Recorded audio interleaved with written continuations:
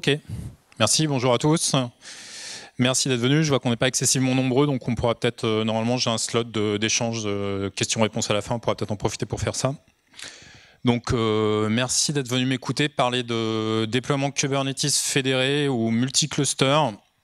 J'espère que ça parle à tout le monde, j'espère que tout le monde fait un peu de Kubernetes ici, parce que je risque d'employer de la terminologie qui est un peu complexe de temps en temps.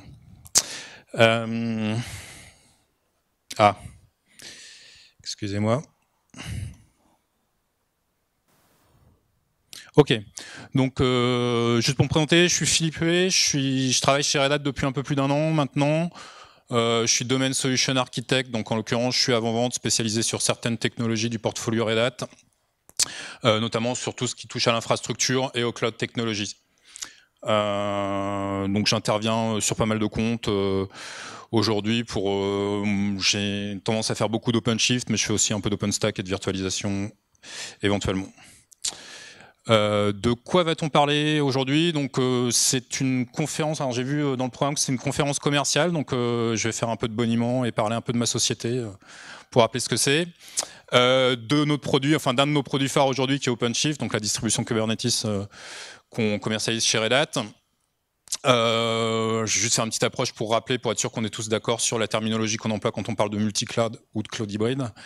Et des approches qu'on pousse. Je pense que si vous avez assisté, je crois que VMware faisait une conf avant sur comment déployer de l'application en environnement multicluster, donc je pense qu'on parle à peu près des mêmes concepts. Moi, je vous expliquerai les approches qu'on pousse aujourd'hui chez Red Hat et ce qu'on a en carton et qui devrait sortir dans le courant de l'année 2020 en produits productisés Red Hat et donc commercialisés à nos clients. Et puis, du coup, on en profitera pour avoir une session. Enfin, j'espère que j'aurai le temps. Je fais pas de démo habituellement, donc je vais peut-être avoir un souci avec le timing parce qu'habituellement, c'est une conférence que je fais avec une démonstration sur comment on fait vraiment du déploiement multi-cluster, des upgrades, du rolling update, comment on supprime des clusters complets et que ça reste transparent. Malheureusement, le timing n'est pas très bon aujourd'hui. Enfin, en tout cas, généralement, je le fais soit sur un timing plus court, soit un timing plus long. Mais on a un stand au-dessus et je vais en faire une notamment à certaines personnes qui ont pris rendez-vous avec moi pour le voir. Donc, vous pouvez venir me voir après la conférence sur le stand. Juste une petite question. Qui nous connaît et qui est déjà client Red Hat aujourd'hui? Et qui est client Red Hat sur autre chose que Linux, donc RHEL, qui est notre distribution Linux? Sur OpenShift? Ok. Ok, donc, juste pour vous rappeler rapidement ce qu'on fait. On est éditeur de logiciels, on est un éditeur de logiciels open source. Qu'est-ce que ça veut dire? Ça veut dire qu'en fait, on est présent dans ce qu'on appelle chez nous l'upstream, donc les communautés open source. Il y a à peu près 1 million de projets, mais il y en a peut-être plus, il y en a peut-être moins open source existants aujourd'hui. Notre métier, c'est de dire, on crée un portfolio produit qui est relativement cohérent, qui va de la gestion d'infrastructure au travers notamment de notre operating system, enfin notre distribution Linux qui s'appelle RHEL, jusqu'à la gestion de middleware. Donc on a tout un tas d'outils de middleware, de développement applicatif et ainsi de suite, et potentiellement de l'automation. Tous nos développements, tout notre engineering est conçu vraiment dans des communautés open source. Et typiquement, il y a tout un tas de produits que vous connaissez sûrement aujourd'hui, principalement Fedora, peut-être Ansible, Foreman ou RDO, qui sont des communautés open source dans lesquelles on est fortement présent, que généralement on accompagne, voire qu'on drive, et dans lesquelles les développements sont faits. Notre métier au-dessus de ça, c'est de construire des produits en figeant certains aspects de la communauté, en buildant des produits, en faisant toute la chaîne de Q&A standard, la sécurisation. Généralement, typiquement, par exemple, quand on sort une nouvelle version de RHEL, le Linux, on fait, il y a entre 100 et 200 bugs fixes à chaque release qui sont faites par rapport aux produits communautaires. C'est des bugs fixes qu'on reverse à la communauté, mais qui apparaîtront dans des versions suivantes, de Fedora typiquement. On sécurise le produit et ça nous permet de vendre des souscriptions. Donc on ne vend pas de licence, on vend de la souscription. Et sur lesquels on va avoir du support, du security team, du security service. Donc s'il y a des failles de sécurité, des choses comme ça, vous allez être notifié, quels que soient nos produits, et de l'accompagnement en professional services, et ainsi de suite. juste parce que je l'entends assez régulièrement, on n'est pas un éditeur de logiciel qui pompe dans l'open source pour fabriquer du logiciel fermé derrière. Nos solutions restent open source. À partir du moment où vous avez des souscriptions, vous pouvez toujours récupérer le code source de nos produits, qui de toute façon, souvent, va se retrouver à un moment ou à un autre reversé au niveau de la communauté. Notre métier, notre portfolio produit aujourd'hui s'articule sur 3 piliers qui sont vraiment axés sur la transformation digitale, à savoir l'hybrid cloud infrastructure, et ça vient vraiment à l'origine de RHEL, de notre Linux, et de toutes les surcouches qu'on peut avoir au-dessus, de la virtualisation, du IaaS au travers d'OpenStack, si les gens font d'OpenStack. Tout ce qui est management et automation, vous êtes probablement pas sans savoir qu'on a racheté une société qui s'appelle Ansible il y a 2 ans ou 3 ans maintenant. Et en l'occurrence, on a une solution logicielle qui s'appelle Red Hat Ansible Automation, qui est basée sur Ansible et sur Tower, pour ceux qui connaissent l'UI qu'on peut avoir au-dessus d'Ansible. Mais on a aussi des solutions comme Smart Management ou Satellite, des solutions comme Insight qui permettent de faire du monitoring proactif sur nos infrastructures et des choses comme ça. Donc, qui vont être dans le socle Automation and Management. Et tout un socle middleware pour faire ce qu'on appelle du Cloud Native Apps. Donc, des serveurs applicatifs, on a ce qu'on appelle les application runtime qui supportent à peu près tous les frameworks de développement qu'on peut avoir aujourd'hui, et des IDE, des outils de développement. S'il y en a qui sont intéressés à Eclipse dans la communauté Kubernetes, c'est un produit qui est drivé par des gens de chez Red Hat et qui s'appelle Code Ready Workspace dans nos solutions. Tout ça, ça s'articule autour d'une pierre angulaire aujourd'hui. Pardon. Grosso modo, voilà tout notre portefeuille produit. Il est structuré de telle façon, je ne vais pas faire le détail de chacun des produits, structuré de telle façon pour qu'on puisse voir le socle infrastructure, le socle middleware, toute notre offre de services qui va autour de ça, les 2 piliers en support qui sont l'automation and management et les outils de développement. Tout ça autour d'une pierre angulaire ici, qui est vraiment OpenShift, notre distribution Kubernetes. Donc OpenShift, très rapidement, en 2 mots. Aujourd'hui, pardon. Ça, je pense que vous connaissez tous ce schéma, c'est le landscape CNCF en gros aujourd'hui, et je pense que ça répertorie pas tous les projets qui tournent autour de Kubernetes, mais une grosse partie. En l'occurrence, si vous voulez monter votre propre distribution aujourd'hui et déployer du Kubernetes, il faut aller faire votre marché dans tout ça, puis choisir quels sont les bons produits, comment ça s'articule, lesquels vont avec lesquels, quelle version on doit figer, et ainsi de suite. Voilà, nous on fait ce boulot-là aussi. Et à la fin, ça donne plutôt quelque chose comme ça. En l'occurrence, on a une version, donc on fait vraiment du Kubernetes, on ne détourne pas Kubernetes, on ne transforme pas Kubernetes, c'est un environnement qui est certifié. Ça tourne autour, alors peut-être vous savez, on a racheté CoreOS, pareil, il y a 1 an et demi à peu près.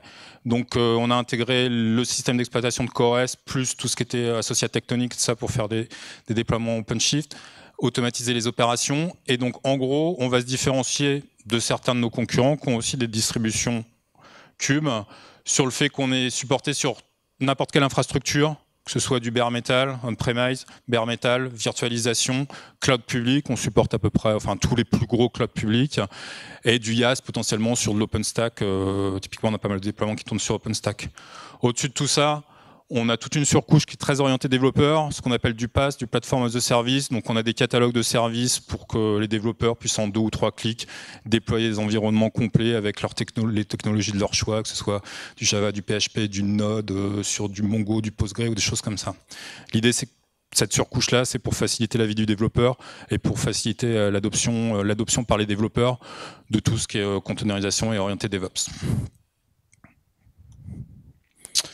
Ok, j'en arrive au sujet pour lequel je suis censé être là aujourd'hui. La fédération multi-cloud et hybrid cloud. En l'occurrence, juste, je vais redéfinir pour être sûr qu'on parle tous bien de la même chose. Le multi-cloud, c'est le fait d'avoir du workload, donc des applications qui sont distribuées dans plein de clouds différents, qui soient privés, potentiellement sur de l'OpenStack ou des choses comme ça, ou publics, AWS, Azure, Google Cloud, Ali Cloud, tout ce que vous voulez. Il n'y a pas forcément de lien, en tout cas, il n'y a pas forcément d'agrégation entre les différentes applications. Je vous en avais posé un peu partout, ça peut être le même type de workload, ça peut être des workloads différents en fonction des clouds, peu importe. L'hybrid cloud, là où nous on intervient, ou en tout cas nous on se positionne beaucoup aujourd'hui, c'est de dire on fait un mix entre ce qui est on-premise et potentiellement du public cloud. Pourquoi ? Parce qu'il y a des workloads qui ne sont pas adaptés, il y a des workloads qui s'adaptent très bien au cloud public. parce que ça va être moins cher, ça va être plus souple, plus élastique. Et il y en a certains, pour des raisons de compliance, de sécurité, de frilosité, qui vont pas s'adapter à ça et qu'on va vouloir continuer à faire tourner en cloud privé. L'idée, c'est ou en tout cas on-premise, pardon. L'idée, c'est d'avoir éventuellement des liens entre tout ça et de savoir. Généralement, c'est pas les mêmes types de workload. Généralement, on crée des liens réseau entre les différents clouds pour essayer de faire communiquer des applications ensemble. On n'a pas forcément une distribution équilibrée sur tout ça. Je vais peut-être insister sur ce slide-là. Faites pas attention. Enfin, j'ai fait une ventilation hybride multi, mais c'est pas vrai. En fait, il y a plusieurs des objectifs de la fédération qui sont communs aux deux environnements. Aujourd'hui, et nous on travaille pas mal là-dessus, sur comment distribuer son workload sur plusieurs clouds, qu'ils soient multi ou hybrides. À quoi ça sert? L'objectif le plus simple, le plus visible, c'est de faire de la haute disponibilité. Donc, si vous faites du cloud public aujourd'hui, voire de l'OpenStack, vous connaissez les concepts de availability zone, la répartition dans des availability zones, comment faire en sorte que si on n'est pas distribué sur 2 ou 3 différentes, il n'y a aucune garantie sur le fait que tout le workload ne peut pas tomber du jour au lendemain parce que la plateforme, l'infrastructure sous-jacente est tombée. De temps en temps, c'est compliqué. Distribuer des master cubes. On est d'accord, tout le monde, oui, master, c'est un concept. Distribuer des master cubes dans différentes availability zones, ça se fait, c'est pas toujours simple, enfin, peu importe. Là, on va plutôt pouvoir faire de la haute disponibilité sur différents data centers, à savoir, je vais mettre mes applications côte Est et côte Ouest, par exemple, aux US. Alors nous, comme on est en Europe, on fait des applications à Francfort, à Paris, à Londres ou à Marseille, éventuellement, parce que je crois que maintenant, il y a des plateformes sur Marseille qui sont accessibles. L'idée, c'est de dire on n'est plus géographiquement, on est suffisamment éloigné pour que s'il y a un crash d'avion, de satellite ou de n'importe quoi, on a toujours nos applications qui tournent. C'est le cas le plus commun. L'affinité géographique, réduction des temps de latence, ça, j'ai des clients qui sont très très sensibles à ça. Je ne sais pas si c'est votre cas ou pas, mais en l'occurrence, on veut que ça réponde pour n'importe quel client, et pas seulement pour Google pour des problématiques de SEO. On veut que ça réponde en moins de tant de millisecondes. En l'occurrence, je vais être obligé de distribuer mon workload, de l'apporter proche de mon client. Quand c'est des pages statiques, du HTML, des choses qui s'exécutent dans un navigateur, c'est pas très compliqué à faire. Quand on a vraiment de la vraie charge de travail, ça devient un peu plus compliqué. Là, je vais pouvoir distribuer un peu partout dans le monde ou dans l'Europe en fonction de ma zone géographique, ma charge de travail, mes applications, et avec des global load balancers, faire en sorte que ce soit le data center le plus proche qui soit atteint par mon client. Disaster recovery, donc ça c'est plutôt dans le cadre de l'hybrid cloud, je perds complètement une plateforme, je veux que ça redémarre en moins de quelques millisecondes, quelques secondes, quelques minutes, ça dépend de la criticité de son workload. En tout cas, je veux pas avoir à tout réinstaller, tout redéployer, parce que l'automation c'est bien, mais potentiellement ça prend quand même du temps. Donc je veux que tout soit déjà prêt à redémarrer, actif, donc ça on va pouvoir le faire. Potentiellement j'ai mon infra qui est plutôt on-premise, mais je l'ai préinstallé en débordement sur du cloud public au cas où ça puisse redémarrer, ou l'inverse. Éviter le cloud locking. Bon, alors là, moi, je suis très sensible à ça. Peut-être vous l'êtes pas. En l'occurrence, pendant pas mal de temps, on a dit on veut éviter le vendor locking. Donc, avant, on voulait pas. Puis maintenant, par exemple, moi, j'ai été racheté par IBM. J'ai été racheté. Mon employeur a été racheté par IBM il y a quelques mois. IBM, c'est des spécialistes sur le mainframe, par exemple. Tous les clients que je vois. Des fois, ils ne m'acceptent pas, enfin en tout cas, ils ne veulent plus me parler comme ils me parlaient avant, parce qu'ils me disent juste, ouais, t'es rentré dans une boîte où ça fait du vendor locking à mort, parce que quand on a du mainframe, on en a plus de 25 ou 30 ans et on n'arrive pas à s'en débarrasser. Il y a d'autres, il y a des acteurs de la virtualisation, par exemple, qui créent ce genre de phénomène de ça. Aujourd'hui, on veut s'affranchir de ça. Dans les questions-réponses, vous pourrez me dire, oui, mais vous êtes éditeur de logiciel, donc vous faites du vendor locking aussi. On reparlera de ce point-là et pourquoi c'est pas complètement vrai. En l'occurrence, ce phénomène se produit aujourd'hui sur les clouds. Si vous utilisez la distribution cube particulière d'un cloud provider, c'est pas la même de l'un à l'autre. Ça veut dire que vous êtes verrouillé sur le cloud public. Si les prix changent, si la disponibilité change, si la qualité de service change, bon courage pour basculer sur autre chose. Optimisation des coûts, c'est associé à ça. En l'occurrence, à partir du moment où c'est distribué sur plein de plateformes différentes, on va pouvoir forcer son workload qu'à sa charge de travail là où ça coûte le moins cher ou là où c'est le plus performant, parce qu'il faut quand même faire un peu de qualitatif. Le cloud bursting, j'aime bien cette idée-là. J'ai travaillé un certain temps chez un fournisseur de marketplace. J'aurais bien aimé qu'on puisse mettre ça en place, notamment pour absorber le Black Friday ou des choses comme ça. Bon, ça n'a jamais été fait, mais ça, c'est pour d'autres raisons. En l'occurrence, c'est dire, j'ai mon infrastructure on-prem, elle est satisfaisante pour 99% du temps, ou 90% du temps, ou 95% du temps. J'en sais rien, puis j'ai 3 pics dans l'année. Il y a plein de sociétés qui sont dans ce cadre-là. J'ai 3 pics dans l'année, je peux déborder sur un cloud public pendant 3 jours. Ça me coûte très cher, mais c'est que pendant 3 jours. Et je supprime tout au bout de 3 jours parce que j'en ai plus besoin. Et on repart sur un mode normal de fonctionnement.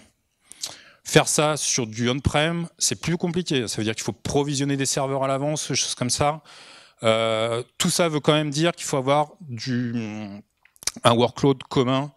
En tout cas, il faut avoir une capacité de déployer son workload de façon commune sur toutes les plateformes.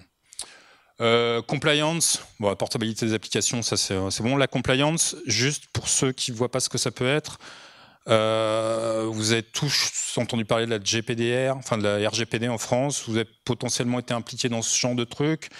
C'est compliqué, souvent on comprend rien, enfin il y a plein de gens qui comprennent pas ça, ce qu'il faut faire, donc on va être assez restrictif sur certains trucs. Ça veut dire qu'il y a des workloads qui étaient partis sur du cloud public qu'on a ramené sur du cloud privé, on-prem. Typiquement, on va pouvoir faire ça, je me pose pas la question de savoir où est déployée mes applications, elle s'est déployée partout. Par contre, mes données et vraiment ce qui tourne, ce qui est sensible, des applications de paiement, de ça, je peux les localiser spécifiquement sur du data center on-prem et pas chez un éditeur américain qui potentiellement poserait des problèmes légaux. C'est clair pour tout le monde ? Pour arriver à ça, les différents points de vigilance à prendre en compte. Donc, OpenShift, qui est un Kubernetes, ni Kubernetes, on ne peut pas faire de déploiement, ce qu'on appelle du déploiement stretch, enfin du stretch cluster, à savoir déployer un control plane sur plusieurs data centers géographiquement éloignés.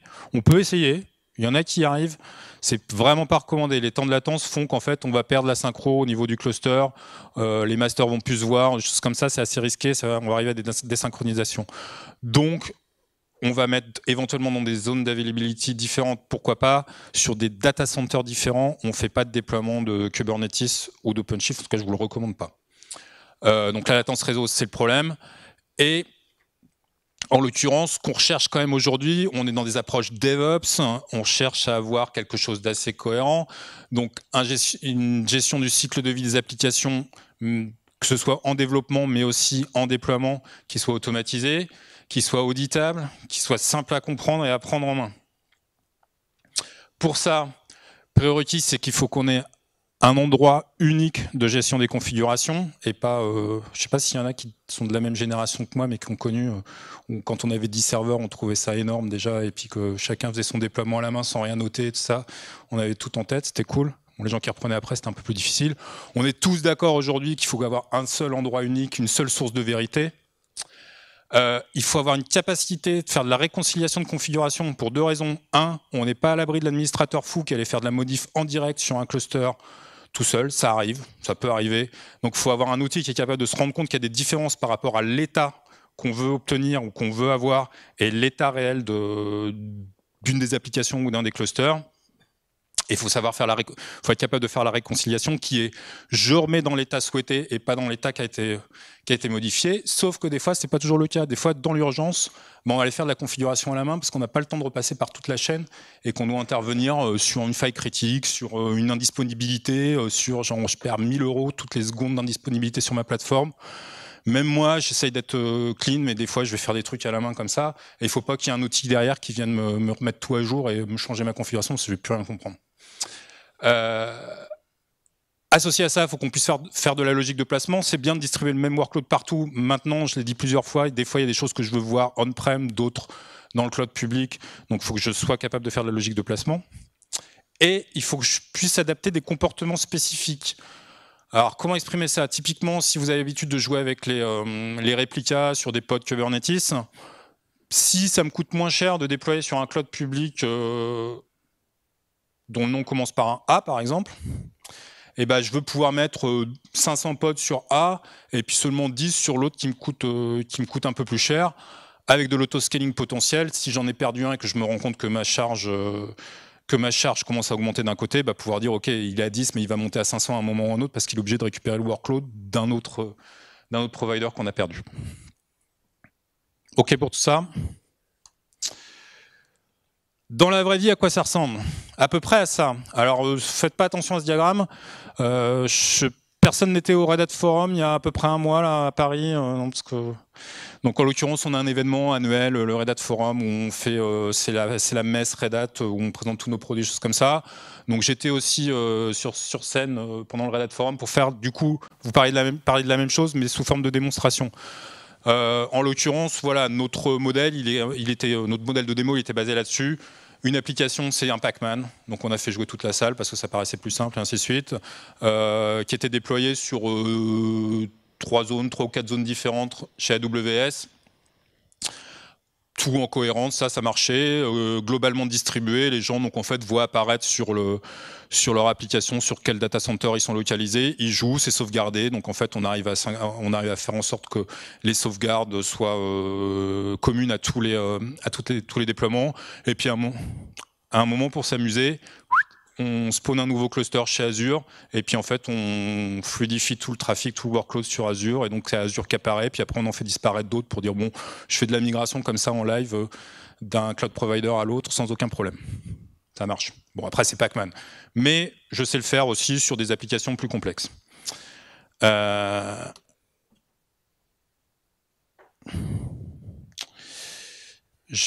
c'est bon. Comment est-ce qu'on approche ça aujourd'hui? Donc chez Red Hat, en l'occurrence, si vous avez assisté à d'autres confs, vous avez sûrement vu d'autres personnes vous parler d'autres solutions, voire peut-être même des mêmes solutions. Qu'est-ce qu'on propose comme approche aujourd'hui? On propose 2 approches. Une qui s'appelle le Federation V2, qui est vraiment un projet qui fait partie qui était intégré à Kubernetes et qui est un projet, un sous-projet de Kubernetes aujourd'hui. La fédération V2, c'est vraiment avoir des ressources cubes intégrées qui sont juste préfixées par un federated pour dire qu'elles sont fédérées. On a un outil pour manager tous les clusters qu'on déclare. Et puis à chaque fois qu'on fait un déploiement, donc un déploiement fédéré, et toutes les ressources qu'on définit vont se déployer sur l'ensemble des clusters qui font partie du groupe. Sinon, j'ai une approche qui est plus orientée GitOps. Tout le monde a entendu parler de GitOps.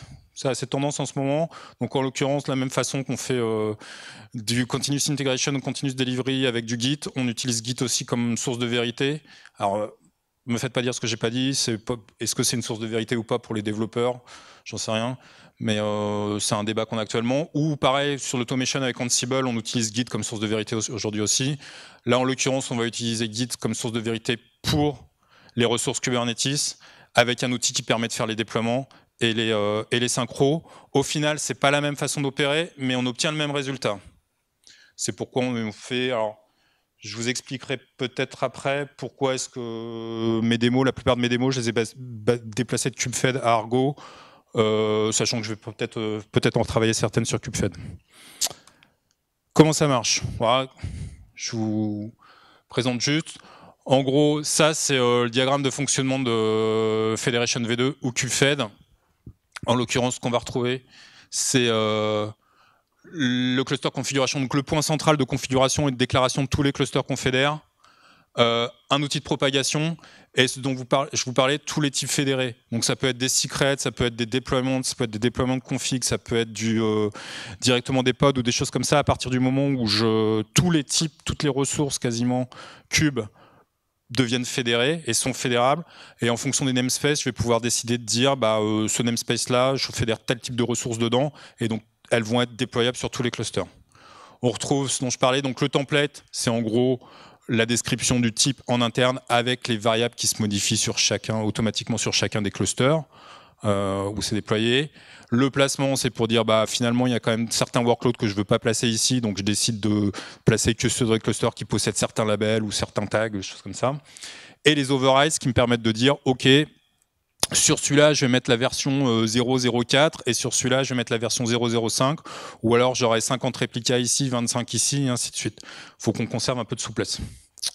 Toute la partie du bas, vous pouvez oublier, c'est de la théorie, ça n'existe pas encore. La propagation, donc en l'occurrence, ça se fait automatiquement. Ça vérifie que l'état final de chacun des clusters correspond bien à l'état déclaré et que dès qu'on a une modification ou un changement, là c'est vraiment dans les API Cube avec les hooks, ça se déclare directement sur tous les clusters. OK. Sur Argo, c'est un peu différent. En fait, on peut utiliser Argo CD sans faire de fédération de cluster, typiquement, je vous conseille de l'utiliser avec vos développeurs, ou en tout cas en termes d'ops, parce que ça permet d'être sûr. En fait, à partir du moment où on passe par Argo, on est sûr que toutes les modifications de configuration qu'on fait dans Cube, elles sont versionnées dans Git. Donc en l'occurrence, le principe du GitHub pattern, c'est de dire les définitions de l'application, les configurations doivent toutes être déclaratives. Ça, c'est le cas de Kubernetes, tout est déclaratif dans Cube. Et version control, donc contrôlé dans du Git, c'est l'idéal. Tout le monde sait faire du Git aujourd'hui, j'espère. Donc on va utiliser ça. Au-dessus de ça, il faut rajouter un gestionnaire de gestion de cycle de vie de l'application, savoir le déployer, surveiller que ça fonctionne bien, que ça tourne toujours et que ce soit toujours cohérent par rapport à l'état final qu'on veut obtenir. J'ai plus beaucoup de temps malheureusement. Ça c'est juste pour réexpliquer comment ça marche. On fait du YAML d'un côté, on le commit, ça part tout seul sur du Kubernetes. Et ça, c'est un peu plus deep dive sur comment fonctionne Argo CD. On va retrouver à peu près les mêmes principes. En dehors du fait qu'on a une API, donc on n'est pas, enfin, en l'occurrence sur du KubeFed, vous faites, moi j'utilise toujours Vim parce que je suis de la vieille école, mais en l'occurrence, je fais du Vim et je fais du OC Apply ou du kubectl Apply. Là, en l'occurrence, on a une API qui permet de faire de l'UI, donc il y a une interface web, il y a une interface CLI, il y a potentiellement, ça peut être greffé sur du Jenkins ou n'importe quoi. On commit toujours, donc on fait soit des pull requests, soit des commits dans du Git, ça déclenche des hooks, et en fait, le Argo va s'occuper de faire tout le déploiement sur tous les clusters déclarés, application par application. Donc en fait, on déclare des applications, on déclare des clusters, et on fait le mix entre les deux, c'est comme ça qu'on gère le placement. On utilise un préprocesseur, donc en l'occurrence, je crois qu'il y a Kustomize, s'il y en a qui ont utilisé ça, Cassonnet, JSONet, choses comme ça, en préprocesseur de ressources Cube qui sont intégrées pour pouvoir faire justement le mix et sur les placements et surtout sur les overlays, enfin c'est les overlays ou les overrides de configuration. Ça se déploie tout seul et surtout ça check en permanence que ce soit bien synchronisé, qu'on n'ait pas d'erreur de configuration. J'ai plus beaucoup de temps, je finis. OpenShift, pourquoi je vous parle de tout ça et pourquoi je vais parler d'OpenShift dessus. En l'occurrence, pour faire tout ce dont je parle, il faut, en tout cas je vous recommande d'utiliser une distribution Cube qui soit la même partout, cohérente. Et en l'occurrence, puisque sinon ça va être un peu compliqué, vous allez avoir des side effects, enfin des effets de bord, les configurations que vous avez fait pour un cluster de test, si ça se peut, elles ne marchent pas sur du GKE ou de l'AKS ou des choses comme ça, parce que c'est pas tout à fait la même API, il y a une modification, on n'est pas dans les mêmes versions. Nous, on propose un outil qui se déploie sur tous les clouds, enfin toutes les infrastructures que vous pouvez utiliser, avec une surcouche qui est en plus commune pour les développeurs. Ça veut dire que les développeurs qui vont développer au-dessus d'OpenShift, que ce soit sur leur poste de travail, sur du cloud public, on-prem, sur des infrastructures de dev, ils vont retrouver exactement la même interface et les mêmes outils. Donc vous avez déjà vu ce diagramme-là, c'est juste pour vous rappeler qu'ici, on est vraiment une infrastructure et que toute cette couche ici au-dessus, c'est vraiment orienté pour retrouver une interface commune pour tous les développeurs.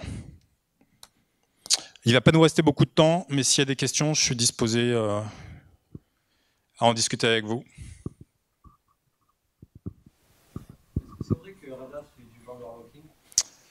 Alors, en l'occurrence, comme tout éditeur de logiciel, on fait du vendor locking. Enfin, on fait du vendor locking. On aime bien que nos clients restent chez nous et qu'ils préfèrent préconiser et continuer à utiliser nos solutions que d'autres. Contrairement à ce qui va se passer avec d'autres éditeurs. Alors, je veux pas non plus faire du bashing ou quoi que ce soit. En l'occurrence, je ne sais pas si vous vous rappelez du premier diagramme, mais toutes nos solutions logicielles, elles sont issues de projets communautaires. Ça veut dire que le code source, si vous décidez de partir de chez nous du jour au lendemain, ça va être un peu compliqué parce qu'il faut que vous retrouviez le bon tag, le bon commit qui correspond à ce que nous, on aura pu utiliser pour faire notre déploiement, enfin notre logiciel final. Mais potentiellement, vous pouvez recréer le même environnement avec la version upstream communautaire. Vous n'aurez plus d'accompagnement, plus de support, plus de security fix, mais vous pouvez le faire. Ça veut dire que vous pouvez vous désengager de chez nous sans avoir besoin de passer d'une solution à une autre qui est en théorie la même, mais en pratique pas la même. Et le plus gros problème, typiquement sur de la Virtu ou sur, passer de Windows à Linux, par exemple, on va prendre un exemple plus, des administrateurs Windows, j'en connais pas des masses qui sont des experts de Linux comme ça du jour au lendemain, sinon s'ils en ont jamais fait. Ça va être la même problématique avec du Cube ou des choses comme ça, ou avec les solutions qu'on peut préconiser. Vous n'êtes pas liés, et surtout si vous arrêtez de payer chez nous, si vous voulez plus payer les souscriptions Red Hat, on ne vous oblige pas à désinstaller les logiciels, vous pouvez les conserver. Vous n'avez juste plus accès aux updates, aux mises à jour et ainsi de suite, mais vous pouvez continuer à utiliser no soft, à une seule restriction, enfin à une contrainte près, c'est ce qu'on appelle le all or nothing. Ça veut dire que par exemple, si vous prenez de la RHEL et que vous avez 1000 serveurs sous RHEL installés, le jour où vous décidez d'arrêter une souscription RHEL, vous arrêtez toutes les souscriptions RHEL. Par contre, le jour où vous vous dites, bah non, finalement j'avais 1000 serveurs, mais je vais garder que 10 souscriptions, mais je vais garder 1000 serveurs installés, ça c'est pas autorisé. C'est tout ou rien. Maintenant, ça se discute. Enfin, en tout cas, nous, on pense que c'est sur la qualité de nos produits qu'on fidélise nos clients. Et en l'occurrence, si vous voulez préparer votre exit au préalable quand on est en négociation commerciale, ça se fait très très bien, quoi. C'est bon? Ok, je suis désolé, je suis sur le stand là-haut, donc n'hésitez pas à venir me voir pour répondre à d'autres questions s'il y a besoin. Je vous ferai peut-être une démonstration de Pac-Man si vous voulez.